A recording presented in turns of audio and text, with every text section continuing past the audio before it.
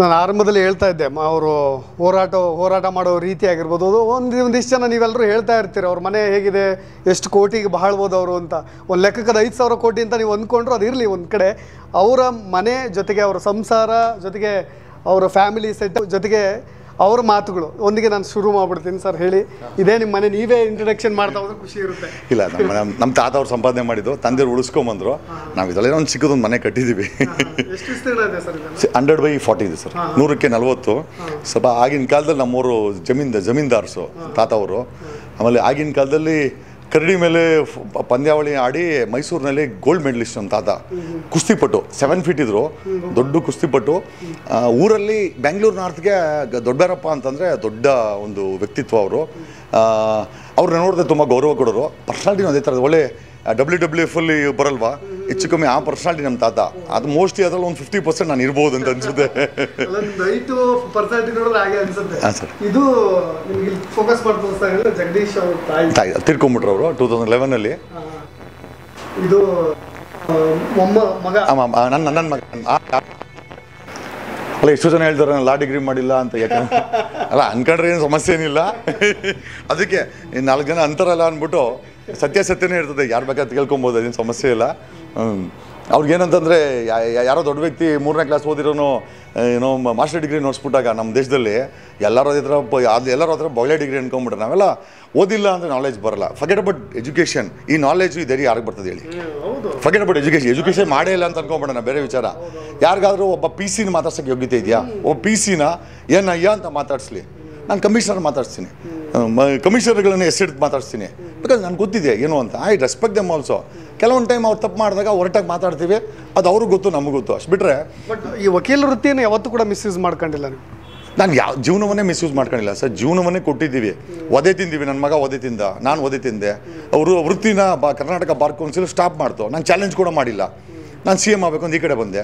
ಇವ್ರು ನೀನು ಬೇಡ ಅಂತ ಒಂದು ಬಾಗಿಲು ನೀನು ಮುಚ್ಚಿದ್ರೆ ನಾನು 100 ಬಾಗಿಲು ತಗೊತೀನಿ. ಈಗ ವಕೀಲ ವೃತ್ತಿನೆಲ್ಲ ಒಂದು 1500 ವಕಾಲತಿ ಇಸ್ಕೊಂಡು ದುಡ್ಡು ಮಾಡ್ತಾಯಿದ್ವಿ. ಈಗ ಅವರು ಅಲ್ಲಿ ಸ್ಟಾಪ್ ಮಾಡಿಬಿಟ್ಟು ಪ್ರಾಕ್ಟೀಸ್ ಮಾಡಿಬಿಡಿ ಅಂದರು. ಸರಿ, ವಿಧಾನಸೌಧಕ್ಕೆ ಬಂದೆ. ಹೈಕೋರ್ಟ್ ಬಿಟ್ಟು ಇದ್ರಗಡೆ ವಿಧಾನಸೌಧ ನಡಿಯತ್ಕ ದಾರಿ ಹಾಕೊಂಡು ಹೋಗೋಣ, ಮೆಟ್ಲಾಕೊಂಡು ಆ ಕಡೆ ಹೋಗೋಣ, ಡ್ರೈವ್ ಮಾಡೋಣ. ಬಡವ್ರ ಮಕ್ಳು CM ಆಗ ತಪ್ಪ ಅಂದರೆ ಇಡೀ ಕಡೆ ಬಂದ್ಬಿಡತ್ತ. ಈ ಬಾರ್ ಕೌನ್ಸಿಲ್ ಅವರು ನಾನೇನು CM ಆಗ ಕರ್ಸ್ಕೊಂತೀನಿ ಅವ್ರನ್ನೆಲ್ಲ. ನಿಮ್ಮಿಂದ ಕಂಡ್ರ ನಾವು ಆಗಿದ್ದಲ್ಲೇ ಅಂತ. ಅಟ್ಲೀಸ್ಟು ನನ್ನ ಜೀವನದಲ್ಲಿ ಪ್ರತಿಯೊಂದನ್ನು ಚಾಲೆಂಜ್ ಆಗಿ ತಗೊಂಡಿದ್ದೀನಿ. ಸೊ ಪಾಸಿಬಲಿ ಇದು I think it's working sir. ಯಾವ್ಯಾವ ರೀತಿ ಬೆದರಿಕೆಗಳು ಬಂದಿರ್ಬೋದು ಸರ್? ಕೆಲವೊಂದು ಸರಿ ನಿಮಗೆ ಭಯ ಆಗಿದ್ದು ಉಂಟಾ? ಆ ಥರದ ಘಟನೆಗಳೇನಾದ್ರು ಸ್ಮರಿಸ್ಕೊಳ್ಳೋದು? ಆ ಥರ ಏನಿಲ್ಲ. ಅವನು ಏನೋ ಒಂದು ಸಣ್ಣ ಪುಟ್ಟ ಮಟ್ಟದಲ್ಲಿ ಇರ್ತದೆ. ಬೇರೆ ಏನಿರೋಕ್ಕೆ ಸಾಧ್ಯ? ಯಾರೋ ರೌಡಿಗಳು ಪಾಪ ಆ ರೌಡಿಗಳನ್ನ ಬಿಡಿಸೋರು ನಾವೇ. ಈಗ ರೌಡಿಗಳ ಕೇಸ್ ಆಯಿತು ಅಂದರೆ, ಅವು ಕೊಲೆ ಆಯಿತು ಅಂದರೆ ನಾವೇ ಬಿಡಿಸ್ತೀವಿ. ಸೊ ರೌಡಿಗಳು ನಮ್ಮ ಹತ್ರ ಮಾತಾಡಲ್ಲ. ಇನ್ನು ಪೊಲೀಸರು ಪೊಗರು, ಸ್ವಲ್ಪ ಒಂದಷ್ಟು ಪೊಗರು IPSಗಳಿದ್ವು, ಒಂದಷ್ಟು ಏನೋ ಪೊಲೀಸರು ಇದ್ವು, ಅವಾಗೆಲ್ಲ ಮಟ್ಟ ಹಾಕ್ಬಿಟ್ವಿ. ಈಗ CDಗಳಿವಲ್ಲ, ಅವರು 9,000 CDಗಳು ಮಾಡ್ಕೊಂಡಿದ್ದೀನಿ. ಅವರು ಆ CD ನೋಡಿ ಭಯ ಬೀಳ್ತಾರೆ. ಒಂದು ಫಾಲ್ಸ್ FIR ಹಾಕಿದ್ರೆ ಒಂದು CD ಫ್ರೀ ನಮ್ಮ ಕಡೆಯಿಂದ. ಹಂಗಾಗಿ ಅವರು ಬೇಡ, ಈಕ್ವೇಷನ್ ವರ್ಕೌಟ್ ಆಗಲ್ಲ, ಚೆಕ್ಮೇಟ್ ನಮ್ಮದು. ವಿ ಆರ್ ಆಲ್ವೇಸ್ ಒಂದು ಮುಂಚೆ ಯಾರೇ ಚೆಸ್ ಗೇಮ್ ಆಡೇರಿ, ಈಗ ಚೆಕ್ಮೇಟು. ಈ ಸ್ಟೇಜ್ ಹೆಂಗಿದೆ ಅಂತಾರೆ, ಯಾರನ್ನ ಬರ್ರಿ checkmate. So it's a checkmate game ಅಂತ ನನಗೆ ಅನ್ನಿಸ್ತಾ ಇದೆ. ಆಮೇಲೆ ವಿ ಆರ್ ಪ್ರಿಪೇರ್ಡ್ ಈಕ್ವಲಿ. ನಾನು ಯಾರನ್ನೂ ಅಂಡರ್ಸ್ಟಿಮೇಟ್ ಮಾಡೋಕ್ಕೋಗಲ್ಲ. ಒಬ್ಬ ಸಣ್ಣ PC-ನಾದ್ರು ಅಂಡರ್ಸ್ಟಿಮೇಟ್ ಮಾಡೋಕ್ಕೋಗಲ್ಲ. I always seem as an opponent and a player. ಜಗತ್ತಲ್ಲಿ ಇವತ್ತು ಸೊಸೈಟಿನಲ್ಲಿ ಫುಲ್ ಆಫ್ ಪ್ಲೇಯರ್ಸು, ಎಲ್ಲ ಪ್ಲೇಯರ್ಸ್. ನಾವಂಥ ಗೇಮ್ ಚೇಂಜರು. ನೀನು ಇವ್ರಿಗೆಲ್ಲ ಗೊತ್ತಿರೋದು ಒಂದು ಗೇಮ್ ಅಂತಂದರೆ ಫುಟ್ಬಾಲ್ ಅಂದ್ಕೊಂಡ್ರೆ ನಾನು ವಾಲಿಬಾಲ್ ಆಡಿಸ್ತೀನಿ. ಆಗೇನಾಗುತ್ತೋ ಸೋತೋಗ್ಬಿಡ್ತಾರೆ. ಸೊ ಗೇಮ್ ಚೇಂಜರ್ ಆಗಿರೋದ್ರಿಂದ ನನಗೆ ಇವ್ರನ್ನ ಆಟ ಆಡಿಸೋಕ್ಕೆ ಅಥವಾ ಡೀಲ್ ಮಾಡಲಿಕ್ಕೆ ಅಥವಾ ಮೈಂಡ್ ಸೆಟ್ಟನ್ನು ಹ್ಯಾಂಡಲ್ ಮಾಡೋಕ್ಕೆ ಈಸಿ ಆಗ್ತಾಯಿದೆ. ಜೊತೆನೇ ಒಂದಷ್ಟು ಭಾಷೆ ಕಲ್ತ್ಕೊಂಡಿದ್ದೀವಿ. ಒಂದಷ್ಟು ಇಂಟೆಲೆಕ್ಚುಯಲ್ಸ್ ಒಂದು ಟೀಮ್ ದೊಡ್ಡ ಸಿಂಡಿಕೇಟ್ ಮಾಡಿದ್ದೀವಿ. I mean more than 10 lakhs people are working in this my syndicate.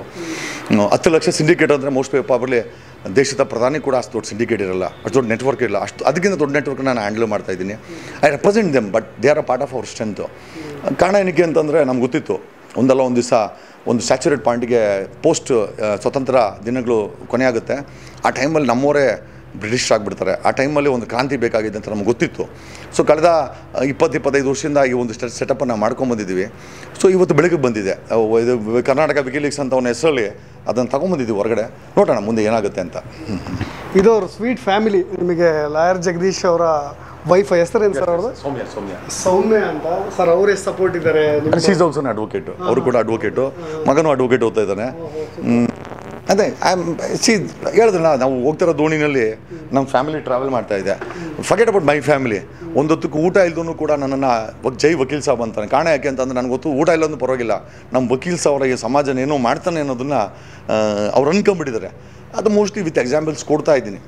ಅವನು ಹೇಳ್ತಾನೆ, ಇದು ಏನೋ ಹೇಳು, ಬಡವನ ಚೀರಾಟಕ್ಕಿಂತ ಮೇಧಾವಿಯ ಮೌನ ತುಂಬ ಡೇಂಜರಸ್ ಅಂತ ಹೇಳ್ತಾರೆ. ಹಾಗಾಗಿ ಬಡವರು ಏನೇ ಇರ್ಬೋದು, ಆ ಬಡತನವನ್ನು ಮತ್ತು ಆ ಬಡವರ ಧ್ವನಿಯನ್ನು, ಮೂಲ ನಿವಾಸಿಗಳನ್ನು, ನಮ್ಮ ಈ ಕರ್ನಾಟಕದ ಮಣ್ಣಿನ ಮಕ್ಕಳನ್ನು, ಕೆಲವು ದುರಾಂಕಾರಿಗಳನ್ನು ರೆಪ್ರೆಸೆಂಟ್ ಮಾಡ್ತೀವಿ.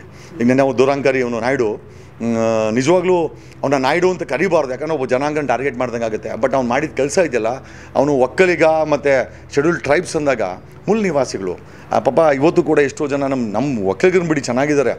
ಒಂದು 3-4 ದಶಕಗಳಿಂದ ಒಕ್ಕಲಿಗರು ನಮ್ಮ ಮೈಸೂರು ಮಹಾರಾಜರು ಮತ್ತು ವಿಜಯನಗರ ಸಾಮ್ರಾಜ್ಯದಿಂದ ಜಮೀನುಗಳು ತೊಗೊಂಡು ನಾವು ಚೆನ್ನಾಗಿದ್ದೀವಿ, ಜಮೀನ್ದಾರ್ಸು. But when it come to scheduled tribes, ಅವರು ತುಳಿತಕ್ಕೆ ಒಳಗಾಗದಂತಾರೆ. ಅವ್ರನ್ನಂದರೆ ನಿಜವಾಗ್ಲೂ ಅವ್ನು ತುಂಬ ಪಾಪ ಆಗುತ್ತೆ ಅವ್ರ ಮೇಲೆ. ನಮ್ಮನ್ನಂದರೆ ಬಿಡಿ, ನಮ್ಮ ಹತ್ರ ಜಮೀನಿತೆ ನಾವು ಸ್ವಲ್ಪ ಏನೋ ಅದು ಬಿಟ್ಟಾಗ ಅಂದ್ಕೊಂಡು ಅಂದ್ಕೊಂಡ್ಬಿಡ್ತೀವಿ. ಆ ಜನಾಂಗವನ್ನು ಅನ್ನಬಾರ್ದು. ಆ ಜನಾಂಗ ತುಂಬ ಶೋಷಿತವಾಗಿದೆ. ಆ ಶೋಷಿತವಾದ ಜನಾಂಗವನ್ನು ನಾವು ಜೊತೆ ಹಿಡ್ಕೊಂಬೇಕೆ ಹೊರತು ಅವರನ್ನು ನಾವು ಮಂಚಿಗೆ ಬಾ, ನೀನು ಆ 3rd ಕ್ಲಾಸ್ ಬಂದಾಗ ಸಂವಿಧಾನದ ಬೆಲೆ ಗೊತ್ತಿಲ್ಲ. ಇವತ್ತು ಆ ಅಂಬೇಡ್ಕರ್ ಅವರು ಕೊಟ್ಟಿರುವಂಥ ಸಂವಿಧಾನ ನಮಗೆ ಇವತ್ತು ನಾನು ಮಾತಾಡಲಿಕ್ಕೆ ಶಕ್ತಿ ಕೊಟ್ಟಿದೆ. ಆ ಜನಾಂಗದ ಅಂಬೇಡ್ಕರ್ನ ಜನಾಂಗವನ್ನು ನೀನು ಮಾತಾಡ್ತೀಯಲ್ಲ, ನಮ್ಗೆ ಎಷ್ಟು ಹೊಟ್ಟೆ ಉರಿಯಲ್ಲ, ಎಷ್ಟೇ ಮಾಡಿ. ಯಾಕಂದರೆ ಇವತ್ತೇನಾದರೂ ಫ್ರೀಡಮ್ ಇತ್ತು ಅಂತ ಇಟ್ಸ್ ಬಿಕಾಸ್ ಆಫ್ ಏನೋ ಎಲ್ಲರನ್ನೂ ಬಿಟ್ಟು ಯಾಕೆ ಗಾಂಧಿ ಅಂಬೇಡ್ಕರ್ನ ಚೂಸ್ ಮಾಡಿದ್ರು.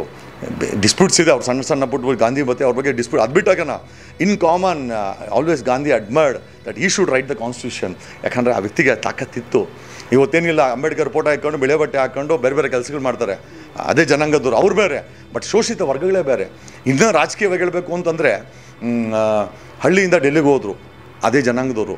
ಯಾರೂ ಅಲ್ಲ, ಮಲ್ಲಿಕಾರ್ಜುನ ಖರ್ಗೆ ಗುಲ್ಬರ್ಗಾಗೆ ಹೋಗಿ ಆ ಜನಾಂಗದವ್ರು ಇವತ್ತು ಚೆಂಬಿಡ್ಕೊಂಡು ಟಾಯ್ಲೆಟ್ಗೆ ಹೋಗ್ತಾರೆ. ಡೆಲ್ಲಿಗೆ ಹೋದಂಥ ಖರ್ಗೆ 40 ವರ್ಷದ ಜೀವನದಲ್ಲಿ ಆ ಗುಲ್ಬರ್ಗನ ಸಿಂಗಾಪುರ್ ಮಾಡ್ಬೋದಾಗಿತ್ತು, ಮಾಡಲಿಲ್ಲ. ನೋಡಿ ಅದೇನು ಹೇಳ್ತಾರಲ್ಲ, ಕುಂಟೆತ್ತು ಹೊಲಕ್ಕೂನ ಅಂತೆ, ನಮ್ಮೂರು ನಮಗೂನ ಅಂತೆ. ಅದು ಗೌಡ್ರಾಗಿರ್ಬೋದು, SC/ST ಆಗಿರ್ಬೋದು, ಆ ಜನಾಂಗವನ್ನು ಯಾವನ್ನೂ ಬೆಳೆಸಲ್ಲ. ಕುಮಾರಸ್ವಾಮಿ, ದೇವೇಗೌಡರು ಒಕ್ಕಲಿಗರನ್ನು ಬೆಳೆಸಲ್ಲ.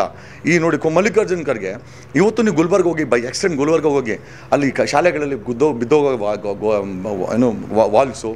ಆಮೇಲೆ ಹಳ್ಳಿಯಿಂದ ಡೆಲ್ಲಿಲಿ ಕೂತ್ಕೊತಾರೆ ಚಾಣಕ್ಯಪುರಿನಲ್ಲಿ ಯಾರೋ ನಮ್ಮ ಮಲ್ಲಿಕಾರ್ಜುನ್ ಸಾಹೇಬರು. ಆದರೆ ಅಲ್ಲಿನ ಜನಾಂಗ ನೋಡಿಬಿಟ್ರೆ ಪಾಪ ಶಾಲೆಗಳಲ್ಲಿ ಏನೋ ಮೇಷ್ಟ್ರುಗಳಿಲ್ಲ, ಪಾಠ ಮಾಡೋರಿಲ್ಲ, ಶಾಲೆಗಳು ಬಿದ್ದೋಗೋ ಶಾಲೆಗಳು. ಇವತ್ತು ಕೂಡ ಗುಲ್ಬರ್ಗಾದಲ್ಲಿ ಜನ ಚೆಂಬಿಡ್ಕೊಂಡು ಟಾಯ್ಲೆಟ್ಗೆ ಹೋಗ್ತಾರೆ. ಸಿಂಗಾಪುರ್ ಮಾಡ್ಬೋದಾಯಿತು ಖರ್ಗೆ ಅವ್ರು ಮನಸ್ಸು ಮಾಡಿದರೆ. ಕಾಂಗ್ರೆಸ್ ಅಧ್ಯಕ್ಷರು, ನಾನು ಒಂದ್ಸತಿ ರಾಹುಲ್ ಗಾಂಧಿನ ತರಿಸಿ ನಿಮ್ಮ ಅಧ್ಯಕ್ಷನ ಕಾನ್ಸ್ಟಿಟ್ಯೂನ್ಸಿ ಹೆಂಗಿದೆ ಅಂತ ತೋರಿಸ್ಬೇಕು ಅಂತ ಇದ್ದೀನಿ. ಯಾವತ್ತನ ಒಂದು ದಿವಸ ಅವ್ರ ಮುಖವನ್ನು ಅವರಿಗೆ ತೋರಿಸ್ಬೇಕಾಗಿದೆ.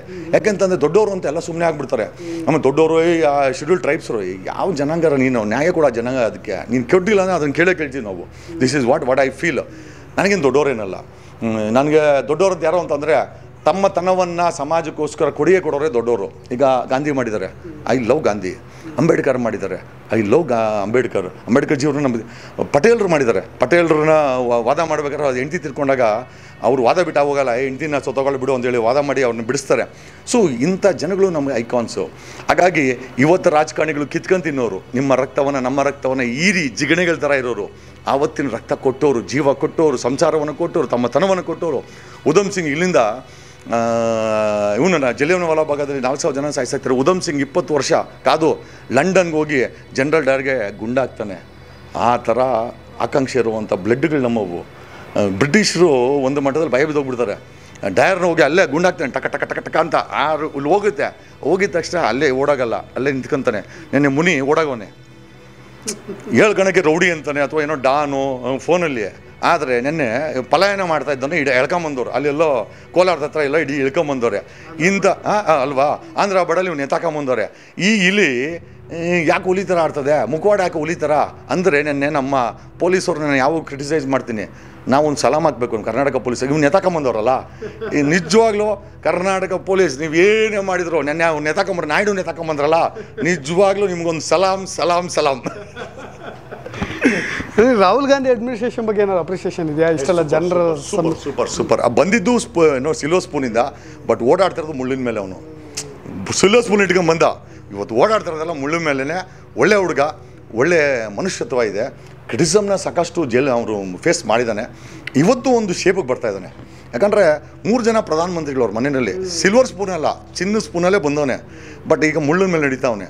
ಏನಕ್ಕೆ ಆ ಪ್ರೈಮ್ ಮಿನಿಸ್ಟರ್ ಕುರ್ಚಿನಲ್ಲಿ ಕೂತ್ಕೊಳ್ಳೋಣ ಒಂದು ಅಡ್ಮಿನಿಸ್ಟ್ರೇಷನ್ ಅಂತ ಪಾಸಿಬಲಿ ಐ ಥಿಂಕ್ ಒಳ್ಳೆ ಭವಿಷ್ಯ ಇದೆ ಆತನಿಗೆ. ಅಲ್ಲಲ್ಲ, ನನಗೆ ನಾನು ಇಬ್ಬರು ಕಂಪೇರ್ ಮಾಡ್ತೀನಿ, ಪ್ರಿಯಾಂಕಾ ಮತ್ತು ಇವ್ರನ್ನ. ಪ್ರಿಯಾಂಕಾ ಟಾಪ್ ಮೋಸ್ಟ್ ಇದ್ದಾರೆ, ಇಬ್ಬರು ಕೂಡ ಇದ್ದಾರೆ. ಇಬ್ಬರು ಕೂಡ I think worth being A prime minister. ಮಾನವೀಯತೆ ಇರುವಂಥ ಹುಡುಗರು ಇಬ್ಬರು ನಮಗಿಂತ ದೊಡ್ಡವರು ಆ್ಯಕ್ಚುಲಿ ಹೇಳ್ಬೇಕು ಅಂದರೆ. I think I am hardly 46, 47, ಅವ್ರೊಂದು 50 ಇದ್ದಾರೆ.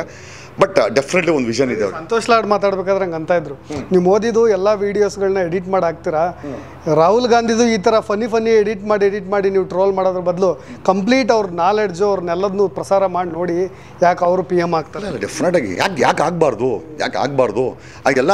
ಆಮೇಲೆ ಆತ ಏನು ಪಾರ್ಟಿ ಇಟ್ಕೊಂಡು ಕೇಳ್ತಾ ಇಲ್ಲ, ಕನ್ಯಾಕುಮಾರಿಯಿಂದ ಕಾಶ್ಮೀರವರೆಗೂ ನಡ್ಕೊಂಡು ಹೋಗೋನೆ. ಅದಕ್ಕಾರೋ ಅಪ್ರಿಸಿಯೇಷನ್ ಮಾಡ್ಬೇಕಲ್ಲ ನಾವು. ಆಮೇಲೆ ಮನೆಯಲ್ಲಿ ಬಲಿ ಕೊಟ್ಟವ್ರೆ, ಅಜ್ಜಿ ಬಲಿ ಅದಲ್ಲ, ಅಪ್ಪ ಏನೋ ಚಿತ್ರ ಒಂಥರ ಈ ಬ್ಲಾಸ್ಟ್ ಬೂದಿ ಆಗ್ಬಿಟ್ರೆ ಅಪ್ಪ. ಈಗ ಆ ಥರ ಬಲಿದಾನ ಯಾರು ಕೊಟ್ಟವ್ರೆ? ಅದು ಅಂತೂ ಅಲ್ಲ, ಬಟ್ ಆದರೆ ಯಾರು ಕೊಟ್ಟವ್ರೆ ಆ ಥರ? ಇವತ್ತು ಅಷ್ಟೆಲ್ಲ ಆಗಿ ಒಬ್ಬ ಇಟಲಿ ತಾಯಿಯನ್ನು ಆತ, ನನಗೆ ರಾಹುಲ್ ಗಾಂಧಿ ಯಾಕೆ ಇಷ್ಟ ಅಂತಂದರೆ ತನ್ನ ತಾಯಿನ ಎಲ್ಲೂ ಬಿಡಲ್ಲ. ಒಂದು ತಾಯಿ ಸ್ವಲ್ಪ ವಯಸ್ಸಾದರೆ ಅನಾಥಾಶ್ರಮಕ್ಕೆ ಇರುವಂಥ ನಮ್ಮ ಇಂಡಿಯನ್ಸ್, ಭಾರತೀಯರು ಮತ್ತು ಕನ್ನಡಿಗರು ಜಾಗದಲ್ಲಿ ಎಷ್ಟೋ ಜನ ಬಿಟ್ಟಿದ್ದಾರೆ. ಆ ಜಾಗದಲ್ಲಿ ತಾಯಿನ ಹಿಂಗೆ ಹಿಡ್ಕೊಂಡಿರ್ತಾನೆ. ಆಮೇಲೆ ತಾಯಿ ಹೇಳಿದ ಮಾತು ತುಂಬ ಕೇಳ್ತಾನೆ. ಹಂಗಾಗಿ ನಾವು ಕೂಡ ತಾಯಿ ಪಾಲ್ಪರಕರು. ಹಾಗಾಗಿ ಸಮ್ವೇರ್ ಐ ಫೀಲ್ ಅವನು ಮೋಸ ಮಾಡೋಕ್ಕೆ ಆಗಲ್ಲ. ಅವನು ಯಾರು ತಾಯಿನ ಫಾಲೋ ಮಾಡ್ತಾರಲ್ಲ, ಅವ್ನು ಯಾವತ್ತೂ ಮೋಸ ಮಾಡೋಕ್ಕೆ ಸಾಧ್ಯನೇ ಇಲ್ಲ. ತಾಯಿ ಇಲ್ದೋನೇ ದೇಶ ಮಾರೋದು, ಅದು ಯಾರು ಅಂತ ನಿಮ್ಗೆ ಹೇಳ್ಬೇಕಾಗಿಲ್ಲ. ಸರಿ, ಇನ್ನು ನನ್ನ ಮನೆ ಊಪರ್ ಮೇಲೆ ನಿಮ್ದು ಒಂದು ಇದು ಸೆಟಪ್ ಮಾಡ್ಕೊಂಡಿರೋ ಸೋಲಾರ್ದು, ಅದೊಂದು ನೋಡ್ಬಿಡೋಣ ಸರ್ ಲಾಸ್ಟ್.